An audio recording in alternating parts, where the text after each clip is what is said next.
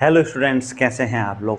तो हमारी जो आज की क्लास है ना यार, बहुत ही अच्छे। अभी तो हम मेंडल के बारे में डिस्कस कर रहे हैं। हमने प्रीवियस क्लास में भी मेंडल के बारे में डिस्कस किया था, और इस क्लास में हम बात करेंगे कि जो मेंडल को सक्सेस मिली ना, what were the reason of Mendel success. Mendel को ही सक्सेस क्यों मिली। हमने प्रीवियस वीडियो में बात की थी ना, है ना। We discuss in previous video what what कि मेंडल से पहले कौन कौन से साइंटिस्ट ने कौन कौन सा वर्क किया और वो अनसक्सेसफुल रहे, एंड व्हाई वो सबके सब अनसक्सेसफुल रहे।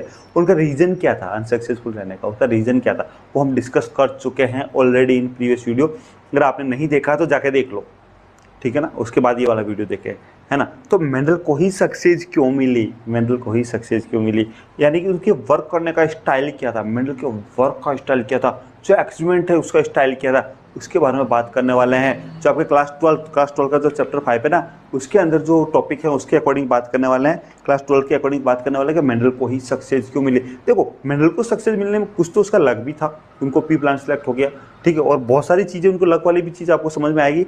तब जैसे हम इसी लेक्चर को आगे बढ़ाएंगे तभी उस आपको समझ में आएगा कि मेंडल का लक कैसे वर्क कर रहा था, है ना। अच्छा, इसके अलावा खाली लक से ही सब कुछ नहीं होता यार। लक तो 1% है, 99% तो आपको मेहनत करनी होती है। 99% तो मेहनत करनी होती है, 1% लक काम आता है ना। तो इसके अलावा मेंडल की फोरसाइट थी, मैथमेटिकल बैकग्राउंड था और साइंटिफिक एप्टीट्यूड, ये सारे रीजन थे मेंडल की सक्सेस के।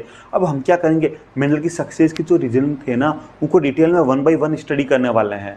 मेंडल को जो सक्सेस मिली ना, उसका जो भी रीजन था डिटेल 1 बाय 1 स्टडी करने वाला है। तो सबसे पहले अगर हम लोग बात करेंगे ना जो सक्सेस की, तो उसका स्टडी का जो मेथड था, मेंडल की स्टडी का जो मेथड था ना यार, उसके बारे में बात करने वाले हैं। बहुत अच्छा मेथड था। मेंडल ने क्या किया कि सबसे पहले तो देखा कि यार प्रीवियसली किस किस साइंटिस्ट ने क्या क्या वर्क किया है, और उनको सक्सेस नहीं मिली तो क्यों नहीं मिली, उनके बारे में पूरी डिटेल ली उन्होंने। सबसे पहले जो प्रीवियस मेंडल से पहले जो साइंटिस्ट जिनका वर्क था ना, उनके बारे में उन्होंने डिटेल ली। उसके बाद मेंडल ने क्या किया कि उन सबकी मिस्टेक्स, उन सबकी डिटेल, उन सबको नोट किया। और मेंडल ने फिर कहा कि मेंडल ने जो है ना, खुद ने वो सारी मिस्टेक को हटा दिया, रिमूव कर दिया। भाई मेरे को ये मिस्टेक नहीं करनी है, ये सारी मिस्टेक है, इनको सक्सेस नहीं मिली, ये मिस्टेक नहीं करनी है। तो देखो क्या लिखा, Mendel carefully planned his experiments keeping in mind the difficulties and failure of the experiment of his former scientist. As a result he got success in his experiment, right, है ना। तो अब सेकंड जो उसका सक्सेस होने का जो reason था मेंडल का, मेंडल ने क्या देखा कि जो प्रीवियस है, हमने डिस्कस भी किया ना प्रीवियस वीडियो में, हमने प्रीवियस वीडियो के अंदर डिस्कस किया है। अब चलो तो वहाँ जाके देख लो वापस, प्रीवियस वीडियो के अंदर हमने डिस्कस किया। तो सेकंड जो रीजन था ना मेंडल के सक्सेस होने का, मेंडल ने क्या किया, 1 टाइम पर 1 कैरेक्टर। देखो क्या समझना, मेंडल ने क्या किया, 1 कैरेक्टर और फ्यू कैरेक्टर, 1 और 2 फ्यू कैरेक्टर। मेंडल ने 1 टाइम पर 1 कैरेक्टर लेके ही स्टडी की। और हमने उस प्रीवियस वीडियो के अंदर देखा ना कि जो साइंटिस्ट थे मेंडल से पहले जिन्होंने वर्क किया, वो क्यों अनसक्सेसफुल रहे, उनको मीनिंगफुल रिजल्ट क्यों नहीं मिला। उन्होंने खूब सारे मोर देन 1 कैरेक्टर ले लिए, है ना, मोर देन 1 ट्रेड्स ले लिए फॉर स्टडी, जिससे उनका रिजल्ट कॉम्प्लिकेटेड हो गया। और यहाँ मेंडल ने देखा, अच्छा यार ये ऐसे मिस्टेक्स कर रहे हैं, तो मेंडल ने 1 टाइम पे 1 कैरेक्टर ही लिया। जब 1 कैरेक्टर की स्टडी पूरी हो गई, देन 2 कैरेक्टर लेके उन्होंने स्टडी की थी, है ना। तो पहले मोनोहाइब्रिड किया, फिर डाईहाइब्रिड। तो 1 टाइम पे 1 कैरेक्टर, जिससे उनका रिजल्ट जो है ना इतना कॉम्प्लिकेटेड नहीं हुआ, उनका रिजल्ट अनकॉम्प्लिकेटेड रहा। 1 टाइम पर 1 कैरेक्टर, 1 टाइम 1 कैरेक्टर। तो 1 कैरेक्टर की स्टडी करने से ही मेंडल का रिजल्ट जो है अनकॉम्प्लिकेटेड कैसे रहा, अनकॉम्प्लिकेटेड रिजल्ट मिला, ठीक है। उसके अलावा और भी रीजन जो था वो ये था कि मेंडल ने जो है, देखो मेंडल का बैकग्राउंड जो है ना, मैथमेटिकल बैकग्राउंड के मेंडल थे, है ना। तो मेंडल ने क्या किया कि उन्होंने अपना जो भी रिजल्ट था ना, जितना भी रिजल्ट था, ये जो भी एक्सपेरिमेंट था, उसके एक्सपेरिमेंट का जो भी रिजल्ट आते थे ना, उसका स्टैटिस्टिकल रिकॉर्ड रखा, है ना। स्टैटिस्टिक्स जो इनकी अच्छी थी, क्योंकि ये मैथमेटिकल बैकग्राउंड से थे, उन्होंने रिकॉर्ड रखा और उनका केयरफुली एनालिसिस भी किया यार। रिकॉर्ड के साथ साथ उस रिकॉर्ड का केयरफुली, स्टैटिस्टिकल रिकॉर्ड के साथ साथ उसका केयरफुली एनालिसिस भी किया, ठीक है। इसलिए भी इनको सक्सेस मिली। अच्छा, इसके अलावा जो है ना, मेंडल ने क्या किया, Mendel select only such plant. कैसे प्लांट को सिलेक्ट किया, जो जेनेटिकली प्योर थे, जो जेनेटिकली प्योर थे। और वो प्योर का पता कैसे लगा था? उस समय तो कुछ ऐसा था ही नहीं जिससे कि मेंडल पता लगा सके कि कौन से प्लांट जेनेटिकली प्योर है, कौन से प्लांट जेनेटिकली प्योर नहीं है। तो उसके लिए मेंडल ने जो एक चीज़ यूज़ की वो है सेल्फ पोलिनेशन। सेल्फ पोलिनेशन कैसा? Self pollination. सेल्फ पोलिनेशन से क्या होता है? सेल्फ पोलिनेशन, अगर बार बार आप किसी चीज़ का सेल्फ पोलिनेशन कराओगे ना, तो उससे जो रिजल्ट बार बार सेल्फ पोलिनेशन करा रहे हो रिजल्ट आ रहा है, सेल्फ पोलिनेशन करा रहे हो रिजल्ट आ रहा है, अगर वही result same to same result बार बार रिपीट हो, सेम टू सेम रिजल्ट अगर बार बार रिपीट हो, इट मीन्स ये कैसा है? प्लांट्स जेनेटिकली प्योर है। क्योंकि 1 2 3 4 जनरेशन में अगर इसमें इम्प्योरिटी है तो इम्प्योरिटी बाहर आपके सामने आई जाएगी। अगर बार बार करने के बाद जो भी आपको रिजल्ट सेम मिल रहा है, इट मीन्स जो प्लांट है वो जेनेटिकली प्योर है। तो मेंडल ने जेनेटिकली प्योर प्लांट जो है ना उनको सेलेक्ट किया था। और उसको कैसे आइडेंटिफाई किया? बार बार उनके बीच में सेल्फ पॉलिनेशन करवाकर उनको पता लगा कि जेनेटिकली प्योर प्लांट हैं। और उन्हीं जेनेटिकल प्योर प्लांट जो थे ना उनका ही क्रॉसिंग करवाई उन्होंने, फिर रिजल्ट निकाला। ठीक है ना? अच्छा, जेनेटिकल प्लांट प्योर प्लांट जो आपस में मिक्सिंग ना हो जाए, इसलिए उन्होंने क्या किया, जो जेनेटिकली प्योर है इनको अलग अलग डिफरेंट जो है ना उनको ग्रो करवाया, ताकि आपस में मिक्स ना हो सके, पॉसिबिलिटी खत्म हो जाए क्रॉस पॉलिनेशन की। और फिर सेल्फ पॉलिनेशन उन्होंने करवाया। ये तो था। अब सेकंड जो पॉइंट हम देखेंगे कि उन्होंने selection of P plant for experiment. First तो हमने इसका स्टडी मेथड देख लिया मेंडल का।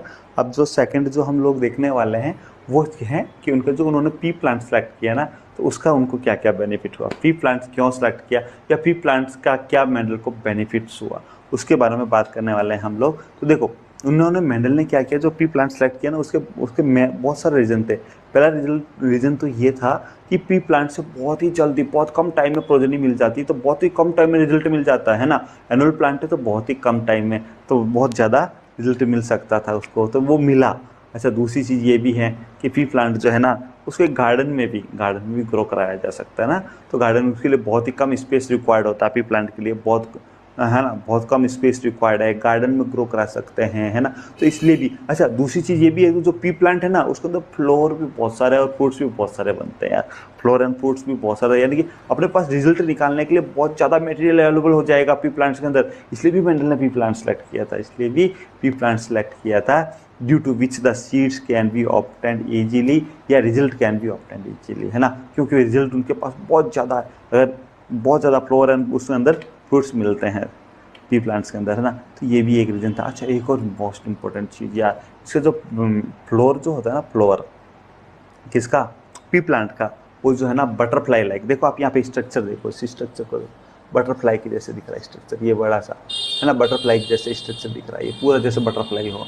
और ये ऐसा फ्लोर जो है पेपिलोनेसी फैमिली के अंदर जैसा फ्लोर होता है, ये तो पेपिलोनेसी टाइप इसके अंदर फ्लोर होता है, राइट, है ना। और उसका अच्छा, इसमें बाइसेक्सुअल मीन्स, देखो बाइसेक्सुअल मीन्स समझना, एक फ्लोर है इसके अंदर मेल पार्ट्स भी हैं, यहाँ नीचे बढ़ा देते हैं, या यहाँ बढ़ा देते हैं, एक फ्लोर है इसके अंदर मेल पार्ट्स भी हैं और फीमेल पार्ट्स भी हैं, दोनों हैं, देन बाइसेक्सुअल, है ना। एक अगर या तो मेल है, या तो उस फ्लोर के अंदर या तो ओनली मेल है, फ्लोर के अंदर या तो ओनली मेल है या ओनली फीमेल है, तो यूनिसेक्सुअल। और अगर दोनों है तो बाइसेक्सुअल। तो इसके अंदर दोनों ही हैं, तो ये बाइसेक्सुअल टाइप फ्लोर है। कैसा है? Bisexual type. और क्लोज मतलब क्लिस्टोगमस फ्लोर टाइप फ्लोर है ना, क्लिस्टोगमस, क्लोज फ्लोर को क्लिस्टोगमस टाइप फ्लोर भी बोलते हैं। तो ये क्लोज फ्लोर भी हैं। अच्छा, क्लोज होने से क्या होगा कि सेल्फ पॉलिनेशन इजीली हो जाएगा, क्रॉस पॉलिनेशन की पॉसिबिलिटी थोड़ी सी कम हो जाती है। अच्छा, बटरफ्लाई लाइक है, क्लोज्ड है, तो सेल्फ पॉलिनेशन में कोई प्रॉब्लम नहीं आएगी। एक और चीज़ यहाँ पे समझो, जो भी मैंने ये हटा रहा हूँ, जो तभी लिखा आप समझना इसमें, जो हटो, हाँ हट गया। अब देखो इसके अंदर जो ये है ना, ये एंथर, ये एंथर तो है मेल, एंथर वाला क्या है मेल। एक्चुअली देखो एंथर का स्ट्रक्चर यहाँ बना देता हूँ, क्या बनाऊँ मैं आपको इजी तरीके यहाँ बना देता हूँ, यह बनाता हूँ। अरे यार,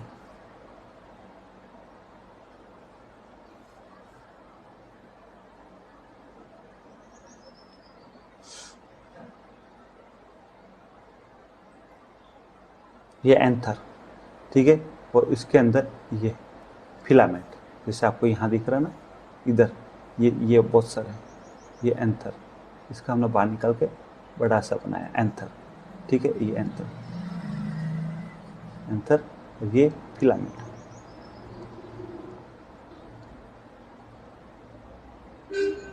ठीक है। तो ये वाला जो है ना, ये मेल पोर्शन है। क्या है?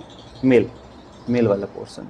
और ये देखो कितने सारे यहाँ पर काउंट करो, 1 2 3, ये सारे के सारे मेल पोर्शन है ये सारे, ठीक है ना। और जो ये वाला ग्रीन ग्रीन आपको दिख रहा है ना, कलर चेंज कर लेते हैं हम भी हमारा पेन का।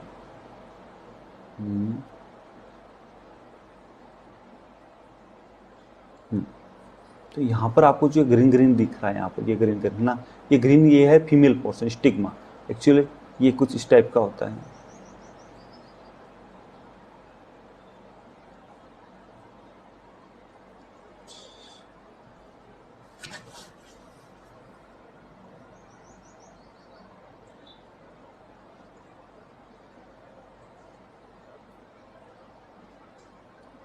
स्टिग्मा, तो ये स्टिग्मा स्टाइल ओवरी, स्टिग्मा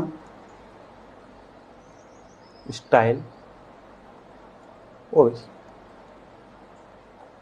ये फीमेल, ये जो है ना फीमेल पोर्शन, ठीक है। अब हमें क्या करना है कि अगर इसको क्रॉस सेल्फ पोलिनेशन करवाना है, देन इसको जो है ना कुछ भी नहीं करना है, इजीली सेल्फ पोलिनेशन हो जाएगा। और अगर हमें क्रॉस पोलिनेशन करवाना है तो ये जितने भी ये दिख रहे हैं ना, ये एंथर मेल वाले, कलर चेंज कर देते हैं, पेन का आपको समझ में आएगा थोड़ा। यहाँ पे कलर ले लेते हैं ये वाला। तो यहाँ पर ये जो एंथर है ना, ये एंथर जितने भी, इस एंथर को कट करके रिमूव कर देंगे। इसको फ्लोर को मैच्योर होने से पहले इस एंथर को कट करके हम रिमूव करते हैं, ठीक है। इसके लिए एक वर्ड यूज होता है इमास्कुलेशन, आगे बात करेंगे इमास्कुलेशन। तो एंथर फ्लोर के मैच्योर होने से पहले जितने भी एंथर है इनको सबको कट कर दो, फिलामेंट से कट कर दो, रिमूव कर दो, इमास्कुलेशन। उसके बाद आप फ्लोर के अंदर पीछे बचा क्या, पीछे उस फ्लोर के अंदर ओनली स्टिग्मा स्टाइल ओवरी, यही बचा, फीमेल वाला पोर्शन बचा, मेल वाला तो हट गया।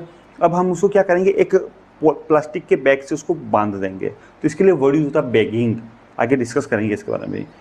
हमने जो मेल फिलामेंट थे, एंथर को फिलामेंट से कट करके रिमूव कर दिया वहाँ से। तो मेल एंथर को या मेल पार्ट्स को रिमूव करना फ्लोर से, उसके लिए हम वर्ड यूज करते हैं इमास्कुलेशन। इमास्कुलेशन मतलब मेल पोर्शन को रिमूव कर देना, ठीक है। और उसके बाद प्लास्टिक का बैग बांध देते हैं ताकि कहीं से और बाई इंसेक्ट बाई एयर उसके ऊपर पोलन ग्रेन ना आ जाए, क्योंकि एंथर के अंदर क्या होता है, इसके अंदर ही तो पोलन ग्रेन होता है, मेल गैमेट्स या पहले पोलन ग्रेन होता है, तो कहीं और से पोलन ग्रेन ना आ जाए, इसके लिए प्लास्टिक का बैग बांध देते हैं। अब हमें जो डिजायर कैरेक्टर वाला जो हमें प्लांट चाहिए, ठीक है, उसके लिए हमें कौन सा प्लांट से क्रॉस पोलिनेशन करवाना है, उसके एंथर लेंगे हम आर्टिफिशियल मेथड से, और उसके एंथर से हम क्रॉस पोलिनेशन करवा देते हैं। ये देखो हम यहाँ से जो रिमूव कर रहे हैं, ये है इमास्कुलेशन। यहाँ से जो रिमूव कर रहे हैं ना, ये इमास्कुलेशन है ना। मेल पार्ट्स रिमूव करने के बाद जब फ्लोर मैच्योर हो जाएगा तो उस स्टिग्मा के ऊपर हमें जिस प्लांट से क्रॉस पोलिनेशन कराना है उसके एंथर लेके उसके ऊपर ट्रांसफर कर देंगे, और इस प्रकार हम उसमें क्रॉस पोलिनेशन करवा देंगे, है ना। तो जो एंथर रिमूव किया उसके लिए इमास्कुलेशन वर्ड, जो पॉलीथीन का बैग रिमूव करने के बाद फ्लोर को जिस बैग में बंद किया,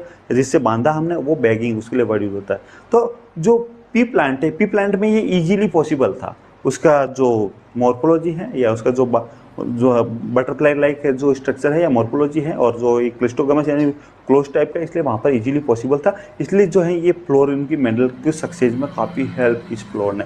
अच्छा, क्रॉस पोलिनेशन भी इजीली पॉसिबल था इसमें, क्यों, क्योंकि मेल इमास्कुलेशन से मेल जो पार्ट्स है वो रिमूव कर दो, और सेल्फ पोलिनेशन भी पॉसिबल थे। इसलिए जो है ये जो पी प्लांट है मेंडल की बहुत सारी सक्सेस में हेल्प की। इसके अलावा जो पी प्लांट है, इसके अंदर बहुत से ऑपोजिट सिम्टम्स ऐसे हैं जो क्लियर कट विजिबल हैं, है ना, जो क्लियरली विजिबल है, ऑपोजिट सिम्टम्स ऐसे हैं, तो इससे भी मेंडल को सक्सेस मिलने में उसको काफ़ी हेल्प हुई, राइट, ठीक है। तो अब मेंडल ने क्या किया, इस पी प्लांट के जो ट्रेट सेलेक्ट किए थे, तो जो ट्रेट सेलेक्ट किए थे ना, तो फॉर्चुनेटली वो सारे के सारे ट्रेट जो मेंडल ने सेलेक्ट किए थे ना, वो डोमिनेट और रिसेसिव थे, ये यहाँ पे उसका मेंडल का लक वर्क कर गया। हालांकि मेंडल ने 2 ईयर लगाए, हमने पहले प्रीवियसली पढ़ा है कि 2 ईयर मेंडल ने इस चीज़ के लिए ऊपर फोकस किया 2 ईयर तक कि कौन कौन से ट्रेड्स या जो कैरेक्टर उसको सिलेक्ट करना है, जो ट्रेड सिलेक्ट करना है, उसके लिए उन्होंने 2 ईयर लगाए। उसके बाद 7 कैरेक्टर सेलेक्ट किए थे, लेकिन फिर भी उनसे वही कैरेक्टर सारे सेलेक्ट हो गए जो डोमिनेट और रिसेसिव दोनों ही कंडीशन के अंदर थे, है ना। तो और अच्छा, मेंडल ने एक चीज़ और ये भी की कि मेंडल ने क्या किया, जो स्टडी की थी ना, वो स्टडी बहुत ही जो सिंपल टाइप ट्रेड्स है, बहुत simple type traits like seed shape, seed colour, बहुत सिंपल टाइप्स के जो ट्रेड्स थे उनकी ही स्टडी की, तो मेंडल को प्रॉपर रिजल्ट मिला। अच्छा हाँ, मेंडल को जैसा रिजल्ट मिला आपको 9331 या 31 जैसा मेंडल रिजल्ट बताया, मेंडल को एग्जैक्ट वैसे नहीं मिला। कुछ प्लांट्स ऐसे भी थे जो इनका वो मेंडल के रिजल्ट से मैच नहीं कर रहे थे, लेकिन मेंडल ने उनको काउंट ही नहीं किया, जो कुछ उसको छोड़ दिया जो उनके रिजल्ट से नहीं मैच कर रहे थे, और उन्होंने ओवरऑल जो है वो काउंट करके उन्होंने मेंडल ने अपना रिजल्ट दिया था।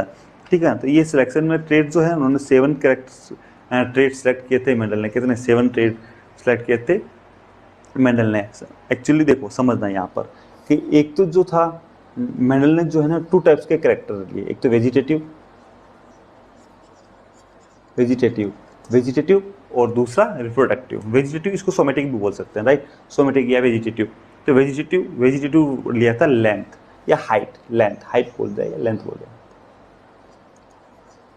हाइट है ना। ये तो था वेजिटेटिव कैरेक्टर, और बाकी के जो कैरेक्टर थे वो रिप्रोडक्टिव यानी फ्लोर से रिलेटेड, रिप्रोडक्टिव पार्ट से रिलेटेड जो कैरेक्टर थे। तो 6-7 में से 1 तो जो कैरेक्टर था ना, 1 कैरेक्टर। देखो जो नीट 2024 की जो प्रिपरेशन कर रहे हैं ना, उसको ये थोड़ा सा डिटेल में समझने की ज़रूरत है, क्योंकि वहाँ जो है इस टाइप के कैरेक्टर थोड़ा आपको ध्यान रखना है कि कौन सा वेजिटेटिव है, कौन सा रिप्रोडक्टिव। 12th वालों के लिए तो ज़्यादा कोई प्रॉब्लम नहीं है, ठीक है।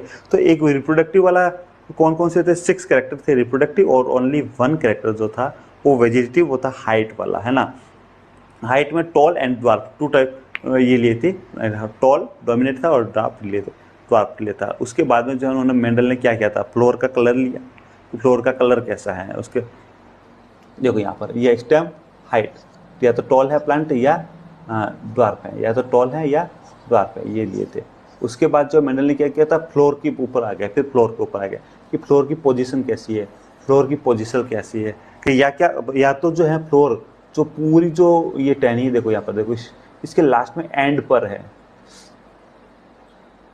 या तो एंड पर है, या जो है एंड पर है देन वर्ड यूज करेंगे टर्मिनल, और एंड पे नहीं है, एंड पे फ्लोर नहीं है, देन वर्ड यूज करेंगे एक्सियल, है ना। तो फ्लोर की पोजीशन कौन सी, एक्सियल है या टर्मिनल है, उसके ये जो है मेंडल ने कैरेक्टर लिया था। उसके बाद जो है मेंडल ने लिया था, ये हटा देते हैं यहाँ से हम लोग ताकि इजीली थोड़ा समझ में आएगा। उसके बाद फिर पोड का कलर की बात की थी, जो पोड है ना, फली है मटर की, उसकी बात की थी कि वो ग्रीन है या येलो है। फिर पोड का शेप फुल है या स्टिक्टेड है, फुली हुई है या स्टिक्टेड। फिर फ्लोर का कलर वॉयलेट है या वाइट है, और फिर सीड कलर येलो है या ग्रीन है, और सीड शेप राउंड शेप है या रिंकल शेप है। इन 7 कैरेक्टर्स को लेकर मेंडल ने स्टडी की थी। इनके बारे में हम डिटेल में बात करने वाले हैं, है ना। हम फर्दर जो हमारी जो नेक्स्ट क्लास होगी उसमें इसके बारे में डिटेल में हम लोग बात करने वाले हैं कि मेंडल ने जो स्टडी की थी ना, उस स्टडी में 7 कैरेक्टर लिए थे, कैरेक्टर से क्या रिजल्ट मिला, उन्होंने इन 7 कैरेक्टर से कैसे एक्सपेरिमेंट किए, ये सारे हम डिटेल में बात करने वाले हैं। तो नेक्स्ट वीडियो के अंदर हम मोनो हाइब्रिड क्रॉस डिटेल में बात करने वाले हैं, जो क्लास 12th वाली है। फिर मैं आपको यही कहूँगा कि हमारे इस वीडियो को लाइक तो कर लें यार, ताकि हमें थोड़ा मोटिवेशन मिले, और चैनल को सब्सक्राइब आप अपने लिए कर लें, ताकि हमारा जो नेक्स्ट वीडियो है उसका नोटिफिकेशन, जो ही वीडियो आए आपको तुरंत उसका नोटिफिकेशन मिल जाए।